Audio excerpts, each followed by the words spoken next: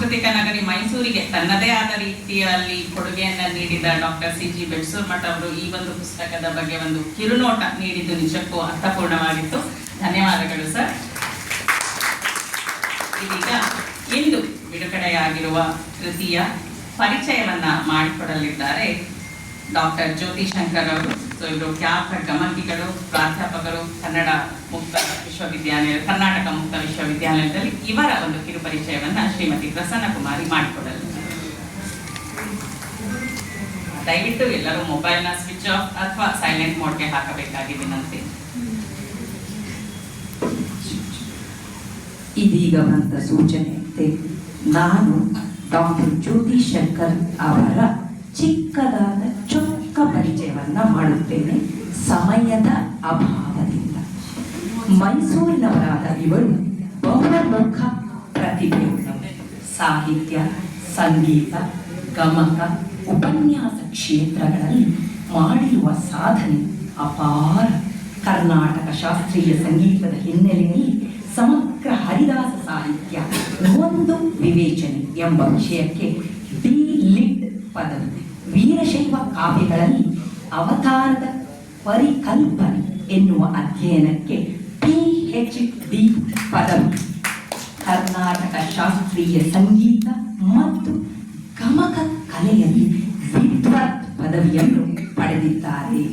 ಪ್ರಾಚೀನ ಕನ್ನಡ ಕಾವ್ಯಗಳಲ್ಲಿ ಅಲಂಕಾರ, ಷಟ್ಪದಿ, ಹರಿದಾಸ ಸಾಹಿತ್ಯ, ಕುವೆಂಪು, ಹಂಪಿ, ಮಹಿಳಾ ಸಾಹಿತ್ಯದಲ್ಲಿ ಜೀವನ ಮೌಲ್ಯಗಳು ಮುಂತಾದ 25ಕ್ಕೂ ಹೆಚ್ಚು ಕೃತಿಗಳನ್ನು ರಚಿಸಿದ್ದಾರೆ.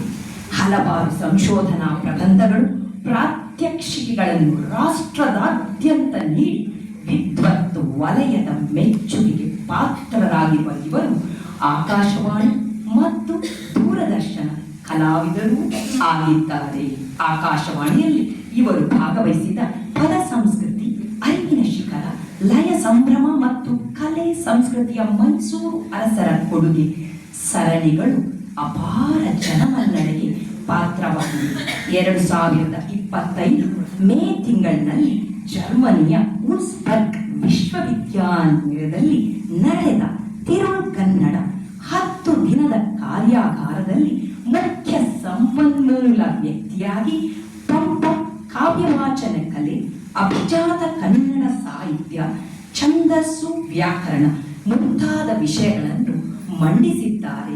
ಉಪನ್ಯಾಸಕಾರರಾಗಿ, ಬರಹಗಾರರಾಗಿ ರಾಷ್ಟ್ರೀಯ ಮಟ್ಟದಲ್ಲಿ ಖ್ಯಾತಿ ಗಳಿಸಿರುವ ಇವರು ಪ್ರಸ್ತುತ ಕರ್ನಾಟಕ ರಾಜ್ಯ ಮುಕ್ತ ವಿಶ್ವವಿದ್ಯಾನಿಲಯದ ಕನ್ನಡ ವಿಭಾಗದಲ್ಲಿ ಪ್ರಾಧ್ಯಾಪಕರಾಗಿ ಮತ್ತು ಸ್ವಾಮಿ ವಿವೇಕಾನಂದ ಅಧ್ಯಯನ ಕೇಂದ್ರದ ನಿರ್ದೇಶಕರಾಗಿ ಕಾರ್ಯನಿರ್ವಹಿಸುತ್ತಿದ್ದು, ಹೊರ ದೇಶದ ವಿದ್ಯಾರ್ಥಿಗಳಿಗೂ ಕನ್ನಡವನ್ನು ಬೋಧಿಸುತ್ತಿದ್ದಾರೆ. ಇವರ ಮಾರ್ಗದರ್ಶನದಲ್ಲಿ ಪ್ರಸ್ತುತ ಹಲವು ವಿದ್ಯಾರ್ಥಿಗಳು PhD ಪದವಿಗಾಗಿ ಸಂಶೋಧನೆ ನಡೆಸುತ್ತಿದ್ದಾರೆ. ಇವರು ಕಲಾ ತಪಸ್ವಿ, ಹೊಯ್ಸಳ ಪ್ರಶಸ್ತಿ, ಆದರ್ಶ ಪ್ರತಿಭಾರತ್ನ ಹೀಗೆ 10 ಹಲವಾರು ಪ್ರಶಸ್ತಿಗಳಿಗೆ ಭಾಜನರಾಗಿದ್ದಾರೆ.